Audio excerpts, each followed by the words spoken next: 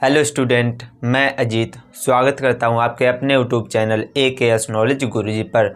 तो I hope आप लोग स्वस्थ होंगे, मस्त होंगे और अच्छे से अपनी तैयारी कर रहे होंगे। तो आज मैं कराऊंगा ये 5A का नेक्स्ट पार्ट। इससे पहले की जो 2 वीडियो हैं उसका लिंक आपको नीचे डिस्क्रिप्शन में मिल जाएगा, वहाँ पर जाकर आप वो 2 वीडियो देख सकते हैं, या फिर यहाँ आई बटन पे एक लिंक आ रहा होगा, यहाँ पर जाकर आप हमारी सारी वीडियो देख सकते हैं। यहाँ पर आपको पूरी प्लेलिस्ट मिल जाएगी। चलिए इस वीडियो में मैं शुरू कर रहा हूँ तीसरे क्वेश्चन से।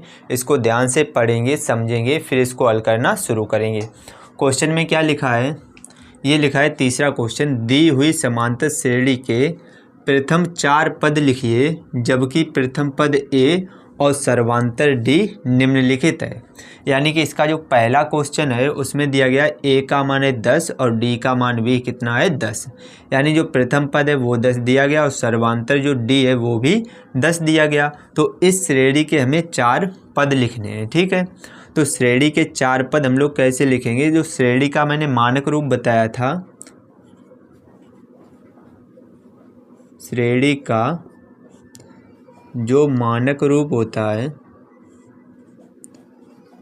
श्रेणी का मानक रूप होता है A, A plus D, A plus 2D, A plus 3D।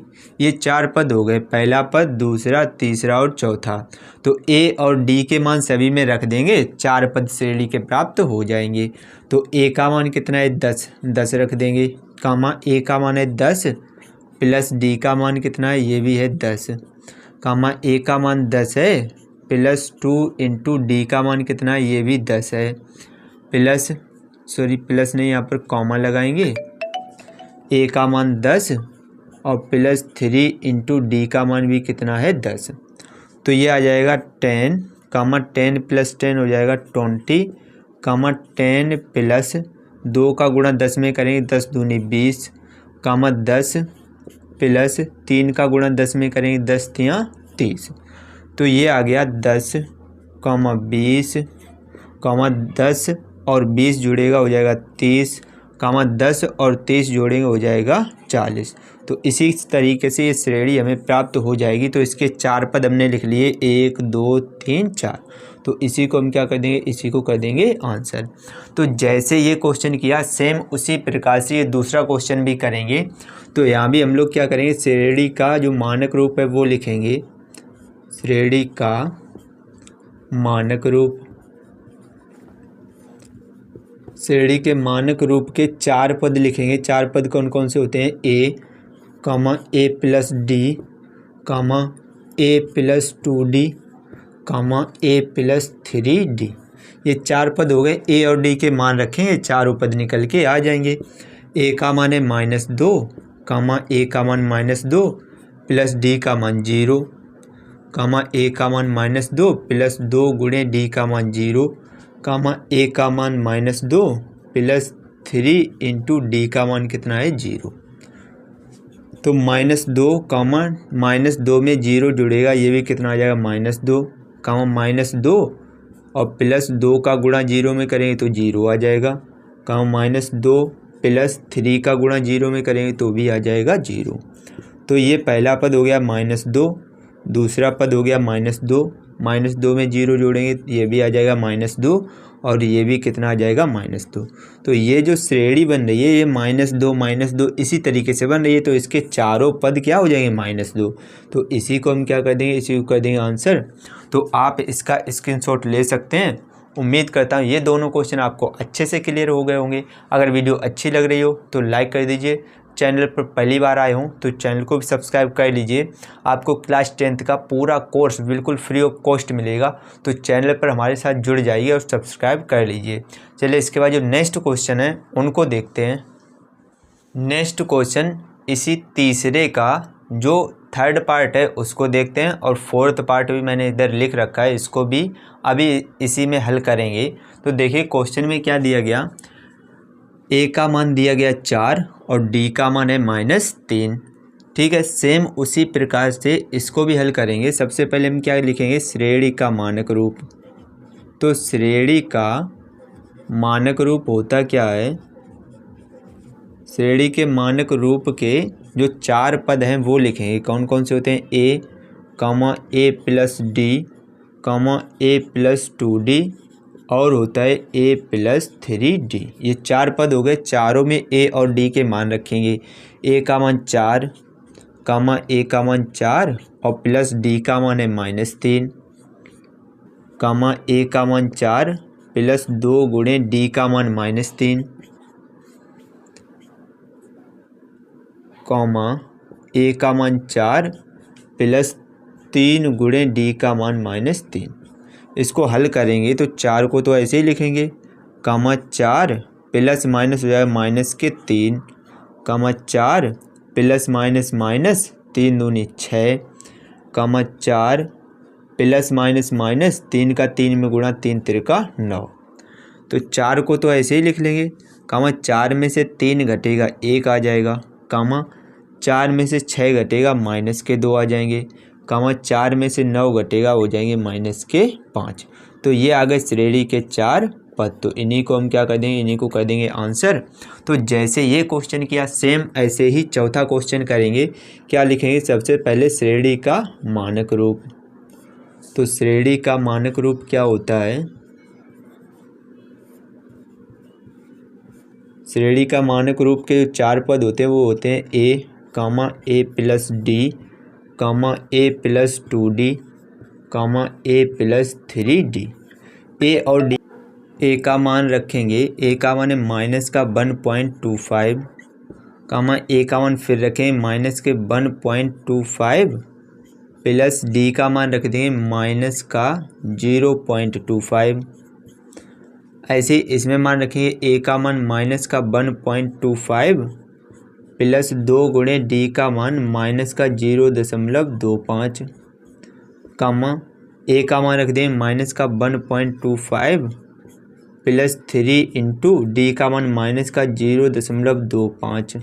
इसको जब और आगे हल करेंगे तो पहला जो मान है -1.25 इसको तो ऐसे ही लिखेंगे कामा -1.25 प्लस माइनस हो जाएगा 0.25 कामा -1.25 ऐसे ही लिखेंगे और ये प्लस और माइनस हो जाएगा।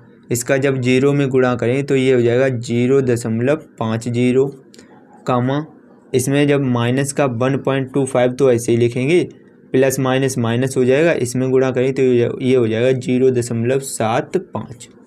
इनको जब जोड़ेंगे तो कितना आ जाएगा? -1.25 ऐसे ही लिखेंगे कामा ये दोनों जुड़कर हो जाएगा -1.75।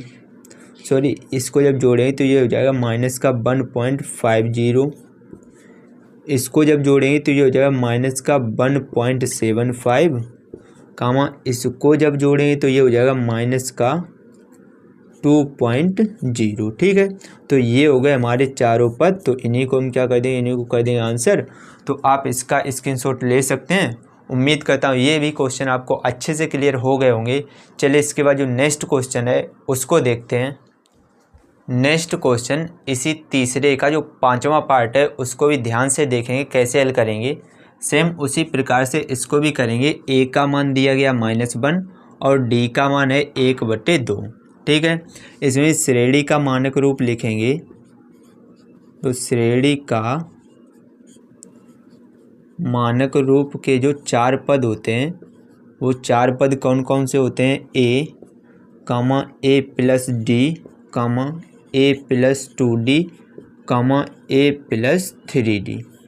ये मान जब रखेंगे तो ए का मान है -1 कामा ए का मान -1 प्लस डी का मान है 1/2 कामा ए का मान -1 प्लस 2 गुणे डी का मान 1/2 कामा ए का मान -1 प्लस 3 गुणे 0 का मान 1/2। डी का मान रख दिया 1/2। इसको हल करें तो -1 कामा -1 में से 1/2 घटेगा तो बचेगा -1/2 कामा 2 से 2 कैंसिल, यहाँ पर बचेगा -1 और ये बचा +1 कामा ये हो जाएगा -1 और प्लस के 3/2। ठीक है, इसको हल करेंगे तो ये आ जाएगा -1 ऐसे ही -1/2।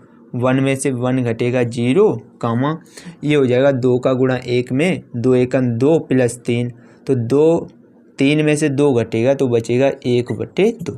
ठीक है, तो ये हो गए हमारे 3 पद, तो इन्हीं 4 पद, तो इन्हीं को कर देंगे आंसर। तो आप इसका भी स्क्रीनशॉट ले सकते हैं।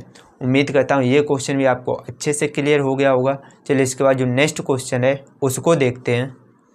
नेक्स्ट क्वेश्चन, क्वेश्चन नंबर 4, इसको भी ध्यान से पढ़ेंगे, समझेंगे। देखिए कैसे हल करेंगे। ये लिखा है श्रेणी 1, 1, 2, 3, 5 ... समांतर श्रेणी में नहीं है, क्यों? ये जो श्रेणी है समांतर श्रेणी नहीं है, क्यों नहीं है, ये हमको बताना है। तो जो श्रेणी दी गई है वो है 1, 1, 2, 3, 5, ये श्रेणी दी गई है। हम सबसे पहले क्या करेंगे, D1 का मान निकालेंगे। और D1 कैसे निकलता है, दूसरे पद में से पहला पद घटा देंगे। तो 1 में से 1 को घटाएंगे, कितना आ जाएगा 0। ऐसे ही D2 का मान निकालेंगे, तीसरे पद में से दूसरा पद घटाएंगे, तो 2 में से 1 घटा देंगे तो कितना आ जाएगा 1। तो अगर ये समांतर श्रेणी होती तो इसके सर्वांतर बराबर आने चाहिए, लेकिन यहाँ पर D1 का मान ही D2 के बराबर नहीं है, तो ये समांतर श्रेणी भी नहीं है। तो ये लिख देंगे, चूँकि, कारण भी बताना है, चूँकि D1 बराबर नहीं है D2 के। जब D1 D2 के बराबर नहीं है तो ये समांतर श्रेणी भी नहीं है, तो लिख देंगे अतः यह समांतर